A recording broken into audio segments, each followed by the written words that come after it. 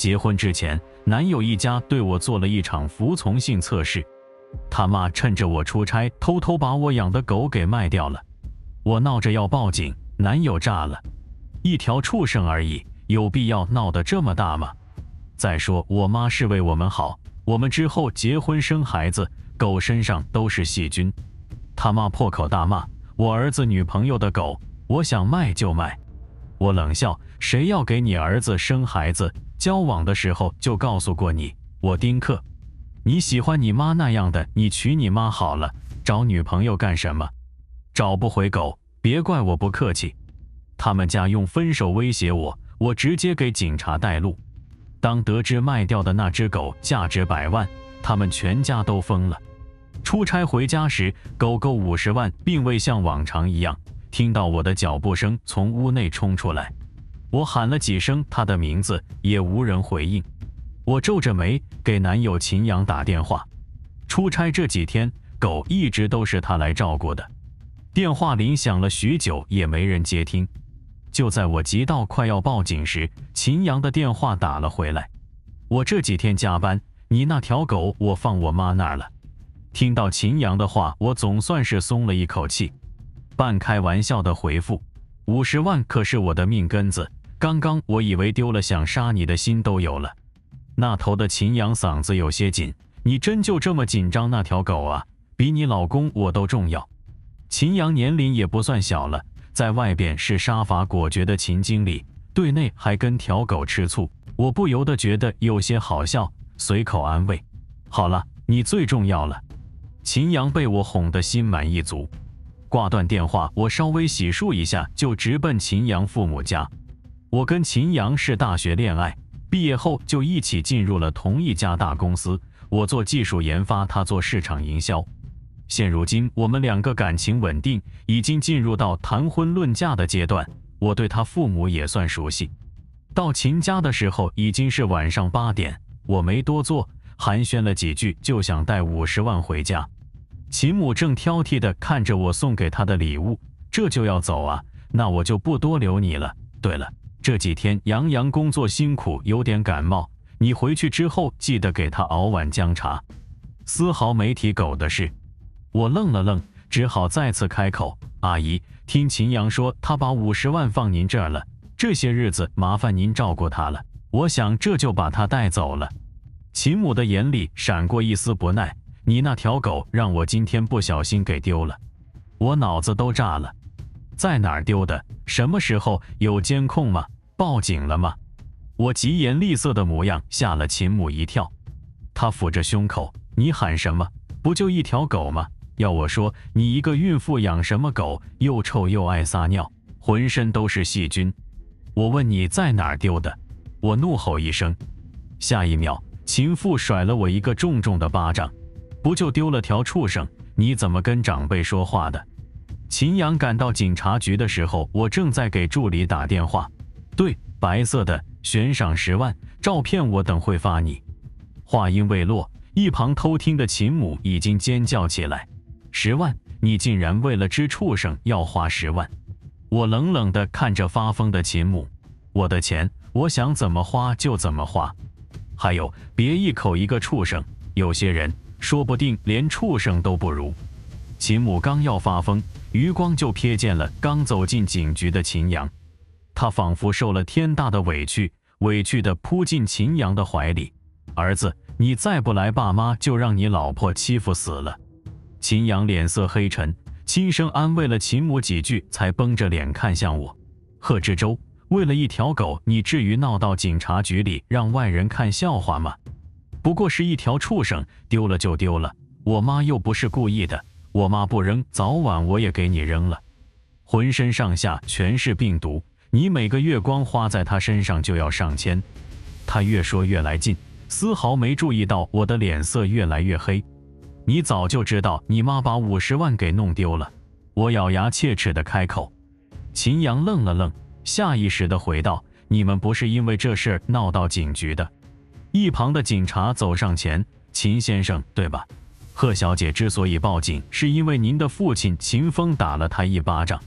我劝你们最好还是能私下达成和解，不然您父亲可能要被拘留了。”秦阳急了，忙喊道：“不就打了他一巴掌吗？怎么说拘留就拘留？我们都是一家人。”他把我扯到一旁，目光阴郁：“贺知州，那是我爸，你非要做这么绝？”感受到秦阳话里的威胁，我的心一点点地冷了下去。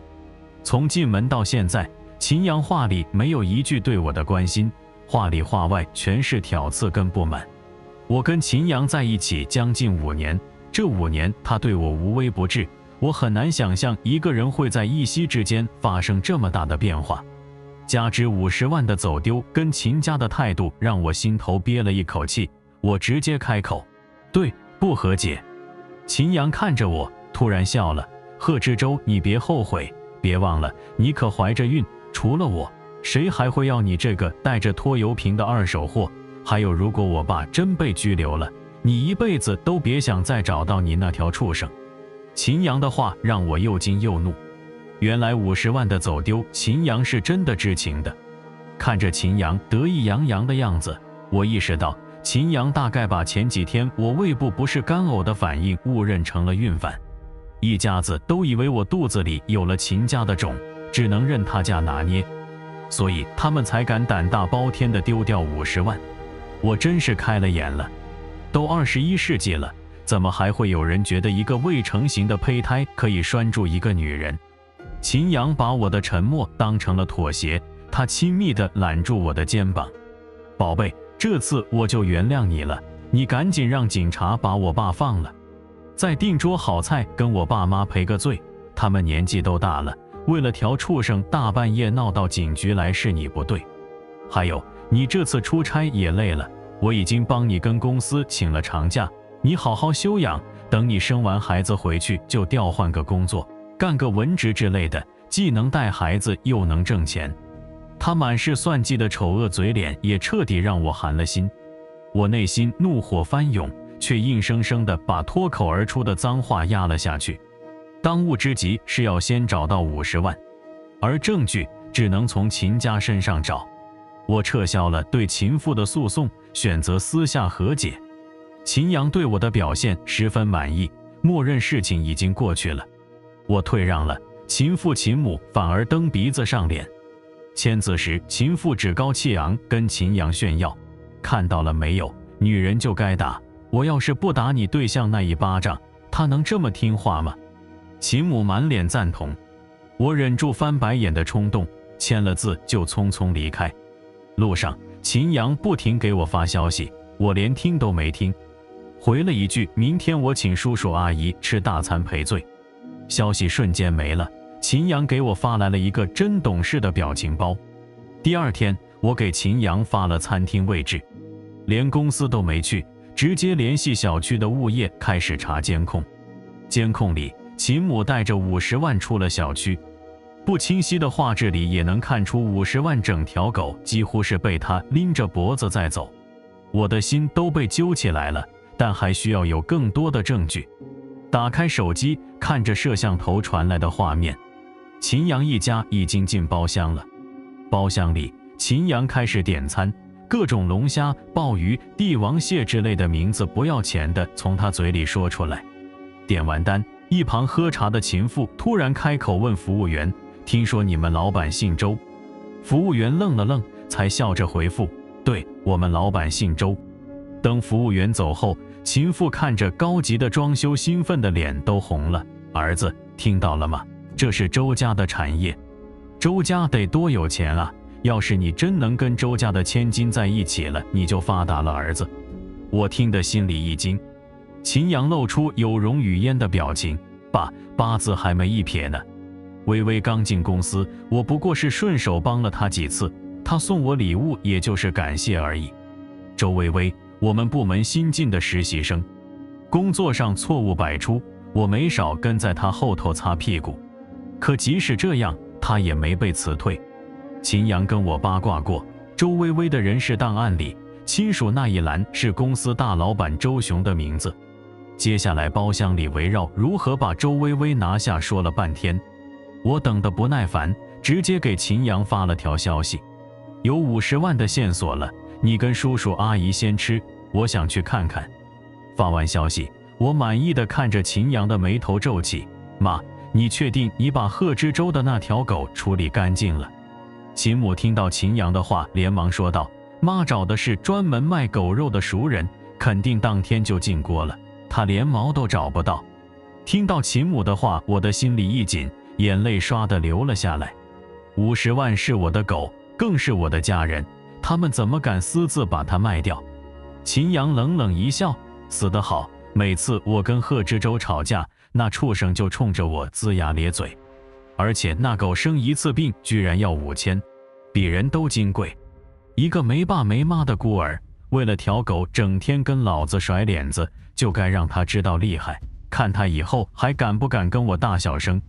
巨大的愤怒像海啸一样没过头顶，我再也听不下去，关掉手机上的监控，直奔警察局。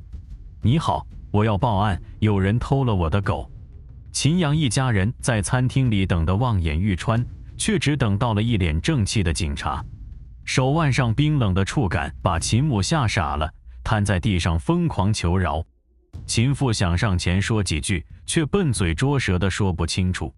只有秦阳还算给力，上前几步拦在当前。我妈犯了什么事？你们凭什么带我妈走？可看到警察身后的我，秦阳才不可置信地开口：贺知州，是你报的警？至于吗？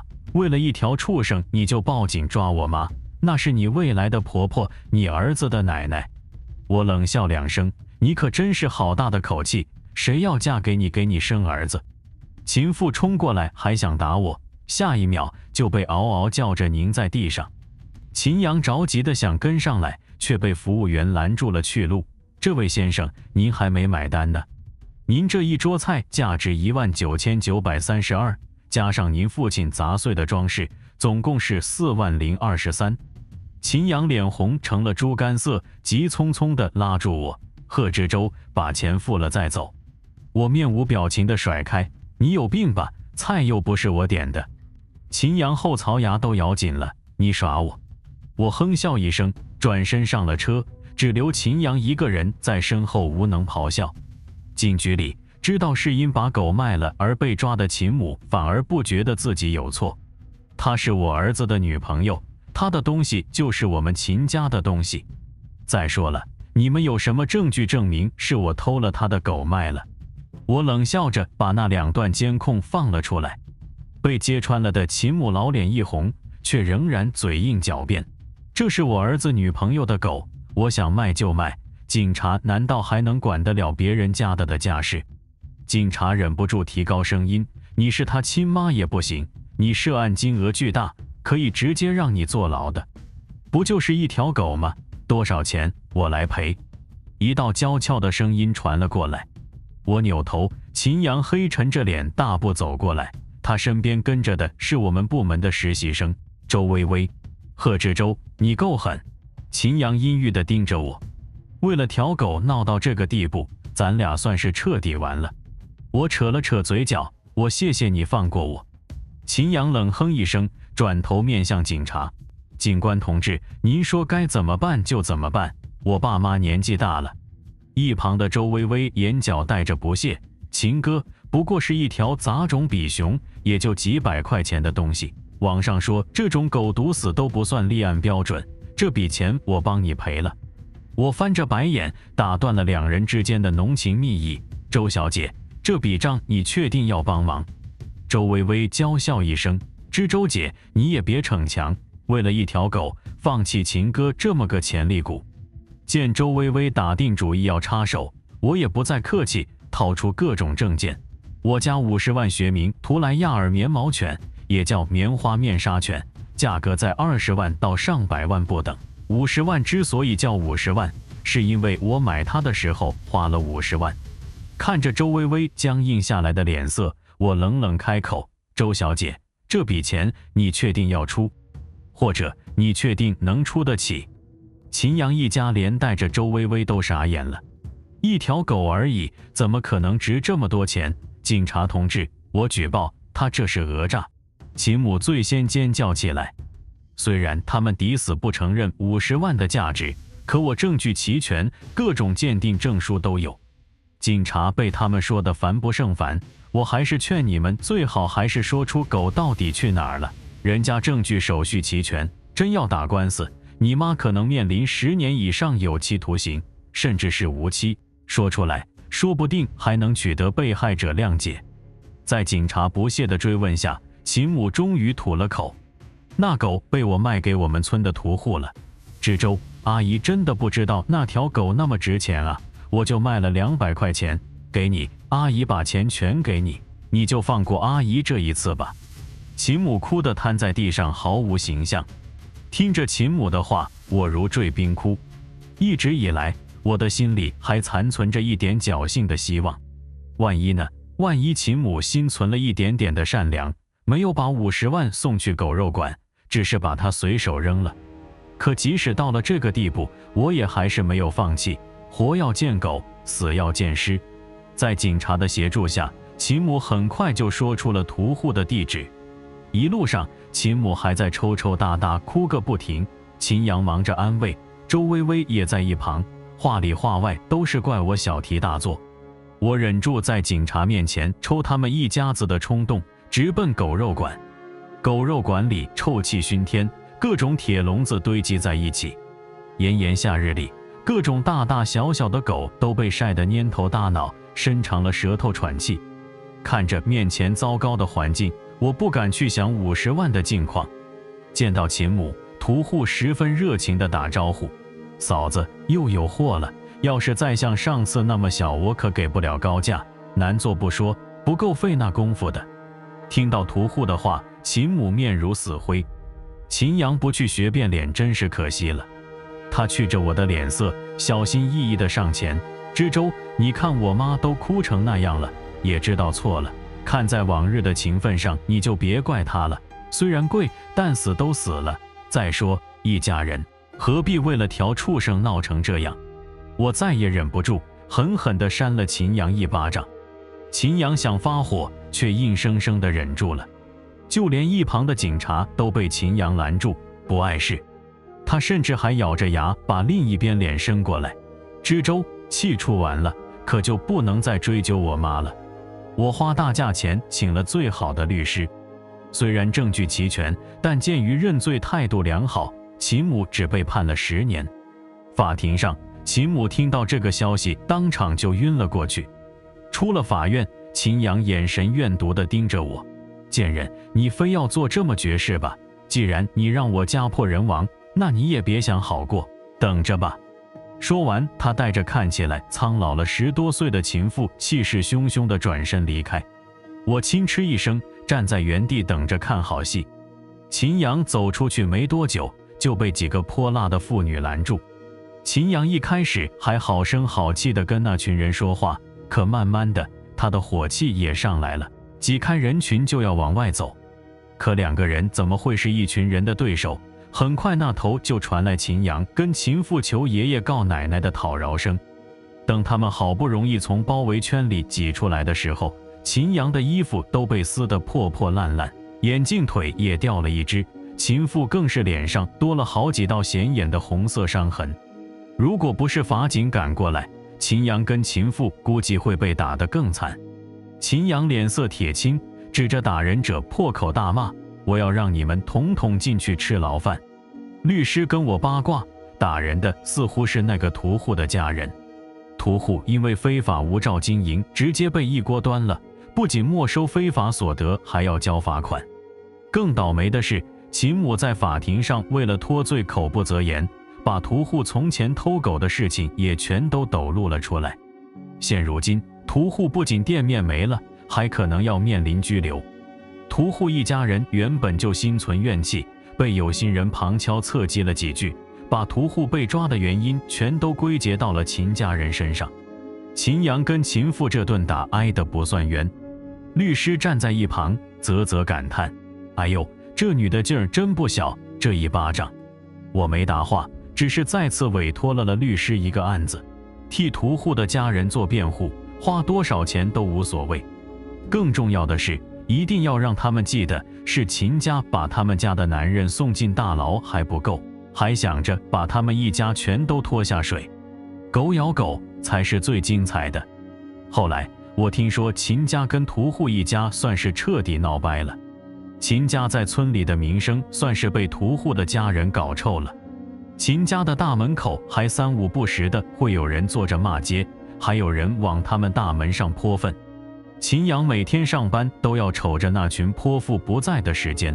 秦父一开始梗着脖子要打人，可那些人不是秦母，怎么可能会乖乖挨打？秦父被教训了几次后偃旗息鼓，更是被骂得连门都不敢出。我一点都不同情他们，反正恶人自有恶人磨，秦家坏事做尽必遭天谴。可偏偏有瞎了眼的飞蛾扑火，上赶着被雷劈，比如周薇薇。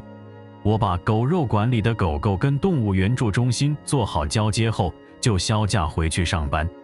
刚到公司就发现秦阳在朋友圈里发了篇小作文，虽然没有指名道姓，但是所有人都知道他说的是我，劝大家不要跟物质又自私的女孩谈恋爱。交往5年，我把她当成了祖宗，连她的狗都能踩到我头上来。我受的委屈我都忍了，因为我爱她，可我不能容忍她拿我爸妈不当人，就因为给不起钱，她闹到了警局。这样贪财的女孩，我秦家要不起。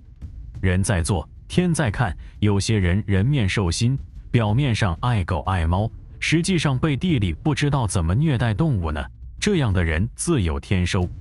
配图是警局里秦母下跪求饶，而我面目狰狞地看着她。还有几张模棱两可的打狗照片。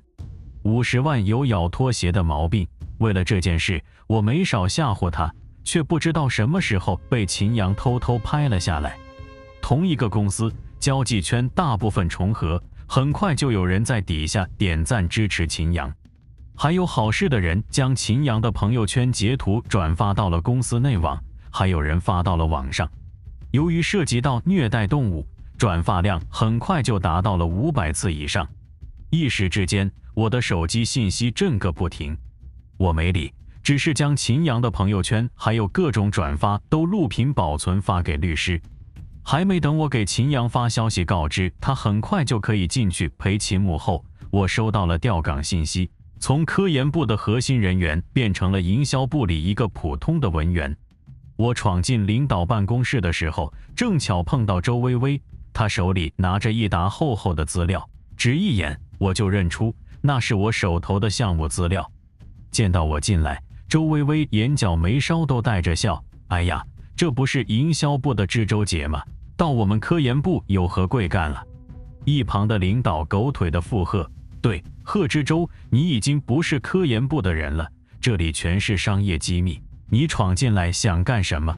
我打开手机录音，直接扔到桌上，我拒绝调岗，书面的已经发到你的邮箱了，所有证据我都保存下来了，我的劳动合同是专岗，同时我的业务水平一直都是部门骨干，工作上出错极少，突然降薪调岗，我要一个合理的理由或者赔偿，否则我会申请劳动仲裁。领导脸色一变，显然没想到我敢这么刚，你们这些小年轻动不动就要仲裁，你把录音关掉，咱们有话好好说。周薇薇轻笑一声，打断了他的话，哎呦，知周姐，你这是吓唬谁呢？我们公司可不需要道德品质败坏的员工，而且你交上来的资料数据有大错误，要不是我检查了一遍，会给公司造成多大的损失，你知道吗？你的项目现在由我接手了，你还是乖乖调岗，不然你就辞职喽。他压低嗓音，对了，别忘了还有竞业协议，辞职后3年内不得从事本行业的有关工作。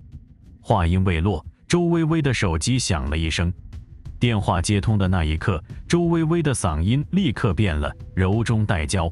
爹地，你要来公司啊？好啊，我等着你。挂断电话，他立刻又变了一副脸色，不耐地吩咐领导。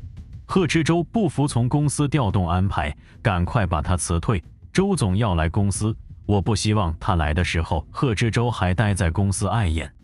领导低头哈腰地把周薇薇送出了办公室，转头又给我下了最后通牒。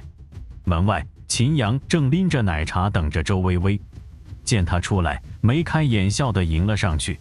他们的交谈声顺着门缝隐隐地传了过来。秦哥，你放心，你这次帮了我这么大一个忙，我一定会在爸爸面前帮你说好话的。周雄跟着周微微走进来的时候，我还没走。领导脸色不愉，好赖话都说尽了，就差没叫保安来拖我了。贺志洲，你也别怪我心狠，周微微那可是大老板的女儿，人家都放话了，要你手头的项目，你还拖着不走，有什么用呢？我没答话，手指翻飞，忙着查东西。眼见周雄一行人越来越近，领导脸色沉了下来。贺志洲，我知道你是技术骨干，你现在走，咱们说不定好聚好散，竞业协议一过，凭你的技术，说不定还能找到好工作。你如果非给脸不要脸，那你别怪我让你在这个圈子里混不下去。我冲他翻了个白眼，继续在工位上忙自己的事情。领导气急。周雄注意到我们这边的动静，抬步向这边走来。他语调温和，丝毫没有大老板的架子。发生什么事情了？领导擦了把汗，小跑上前回话：周总，没什么大事，就是这个员工工作上出了错，差点给公司造成重大损失，我已经把他开除了，您不用费心。我冷笑一声，直接把刚刚找出来的截图跟录像甩到了桌面上。我怀疑有人故意栽赃陷害，意图对公司不利，我要求公司还我清白，同时严惩凶手。作为技术人员，我对自己的资料一向十分重视。电脑我下了个自动监控的软件，上面清晰地记录了我不在公司的时间里有人动过我的电脑改了数据。至于人选，只能是秦阳。交往5年，他几乎知道我所有的密码。拿走我的数据，估计也是为了用来讨好周微微。我看向一旁脸色大变的秦阳，不紧不慢地开口：我想查看这段时间我工位上的监控。一旁的秦阳已经冷汗涔涔，反倒是周微微脸色不变，笑着开口：知周姐，你就别拖延时间了。他整个人几乎要靠到周雄身上去了。爹地，你不知道这个女的不仅工作上总出错，人品也不好，还虐待小动物呢。不久前秦阳刚跟他分手，就是因为他自私贪财，道德品质低下，满嘴谎言，一个精神病的话不用在意。秦阳擦了把额头上的汗，也连忙附和，只不过由于紧张，他一时说错了话，对着周雄就喊岳父。被周微微一个眼刀扫过去后，他连忙改口：是啊，周总，他最近精神不太正常，我这就把他带走。秦阳说着就要上来拉我，却被周雄拦住。周雄皱着眉看向我，语气里是隐约的担忧：知周，到爸爸这来，他们说的是真的吗？你最近是不是心理压力太大？有看医生吗？50万呢？他不是你的抚慰犬吗？周边3个人的脸色骤然变得惨白，尤其是秦阳，他半张着嘴，像是要晕过去一样。我在众人的震惊中缓步走到周雄面前，周雄像是想要拍拍我的肩，却被我不着痕迹地避开。我双手环胸，看着摇摇欲坠的周微微，语带讥讽：我倒是不知道，你什么时候竟然又多了一个女儿呢？周雄看着我，语带不快：别瞎说，爸爸只有你一个玩物而已，怎么会是我的女儿？听到玩物2个字，周微微再也绷不住，眼泪夺眶而出。一旁的秦阳失魂落魄地开口：志周，你是？他顿了顿，才不可置信地问道：你是老板的女儿？我点点头。秦阳却突然发了疯：怎么可能？你说过自己是个孤儿的。看着脸上青筋乍起的秦阳，我叹了口气。我的确跟秦阳说过自己是个孤儿，事实上，周雄这个爸爸对我来说可有可无。周雄是个花心的人，我妈怀我的时候撞见他出轨，气急攻心之下，我妈难产，最后拼着一条命生下了我。我妈死之前，逼着周雄承诺我会是他唯一的孩子，绝不会把他俩白手起家创下的家业拱手送给其他狐狸精生下的孩子。后来我就被接到姥姥家抚养，就连名字也随母姓。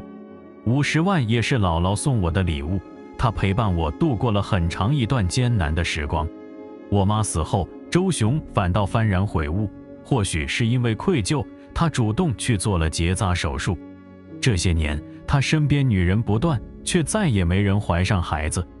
不久前我就听说周雄身边养了一只金丝雀，周雄宠爱非常，甚至把他安排进了自己的公司。只是我没想到那个人会是周薇薇。一旁的秦阳已经听傻了，他喃喃道：所以你才能买得起价值50万的狗，所以你才能拿到周氏餐厅的监控。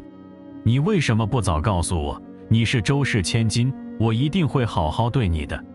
耳边是秦阳又哭又笑的声音，我却连个眼神都欠奉。人往高处走，我能理解秦阳想要攀龙附凤的心，可他把狸猫当成太子，那就不能怪自己摔得太狠。更何况他还害死了50万。再说一个注定要坐牢的人，我实在是懒得再跟他有任何交集。法庭上，周薇薇交代了全部。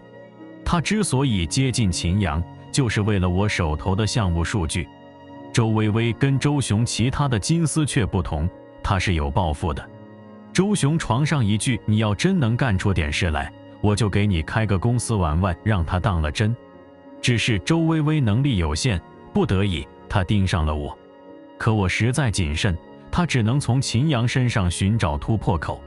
只是没想到捞男碰上捞女，他更没想到周氏千金不姓周，还甘愿只做一个小小的技术骨干。至于他叫周雄爹地，纯粹是两个人之间的情趣，毕竟他跟周雄之间的年龄差的确也可以当父女了。周雄也乐意宠着他，没有揭穿。只有秦阳没有料到自己只是别人 play 的一环。我搜罗好了全部证据，造谣家盗取商业机密，足够秦阳进去陪秦母了。开庭之前，秦阳来找过我，他是来求和的。知州，我们5年的感情啊！我看着一贯高高在上的秦阳胡子拉碴，眼眶通红，只淡淡的说了一句：50万跟你也认识5年了。秦阳茫然的抬头，我看着他失神的眼睛，淡淡开口：当初你们没放过50万，又怎么敢奢求我放过你们呢？说完，我转身离开。在听到秦阳的消息是在3年后，彼时我已经开始逐步接手周雄的产业。我是在酒桌上碰到周薇薇的，离开周雄后，他还想着故技重施，找了个肥仔当小三，只是那家的正房不是吃素的，直接把他挂到了网上。那之后他的名声就臭了，最后只能沦落风尘，在酒吧陪酒。秦阳的近况也是他告诉我的，以此想让我开瓶酒。他说秦阳出狱后带着秦父回了老家，可他们在老家的名声也早就被屠户一家搞臭了。那之后秦阳就一蹶不振，整日喝酒。有天喝大了一时，醉倒路边，被村里一条野狗硬生生地啃去了2根指头才痛醒。那之后就连他也不知道秦阳的消息了。我没说话，点了瓶酒系在周薇薇的头上。周薇薇喜笑颜开，一再道谢，再也看不到当初的交金之色。我看着他，人终将为自己所做之事付出代价。周薇薇是，秦阳亦然。以上就是本期节目的全部内容了。如果您喜欢我们的频道，还请麻烦点赞、订阅、开启小铃铛，也欢迎留言发表您的看法。谢谢收看。